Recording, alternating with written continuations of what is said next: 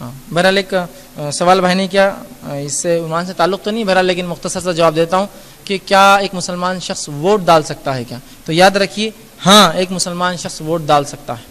آپ کو کہیں گے کہ اس سے تو ایک ایسی حکومت بنتی ہے جو حکومت فلاں قانون لاتی ہے، جو قانون ایسے ہوتے ہیں کبھی شریعت کے خلاف ہوتے ہیں، یاد رکھیں ایسا ہوتا ہے، لیکن جب کسی چیز کے منوانے کا ایک ہی ذریعہ ہو، اس ذریعے کو اختیار کرے بغیر ہم کچھ بھی نہیں کر سکتے، ٹھیک ہے؟ تو جو ذریعہ ہندوستان میں ڈیموکریسی کا، یقیناً اس ڈیموکریسی کے رول کے اندر آپ یقیناً ووٹ ڈال سکتے۔ گو علماء نے سے اختلاف کیا تھا آج، لیکن کسی علماء کے کسی طبقے میں اللہ ماشاء اللہ کی تھوڑے بہت چھوڑ کے تمام نے اس کی اجازت دی، بلکہ خود پالیٹکس میں علماء آ رہے ہیں، اور یہ بہت بڑی بات ہے، یہ بہت بڑی بات ہے، ٹھیک ہے؟ تو یہ بہت اہم چیز ہے کہ ہم اس میں شامل ہوں۔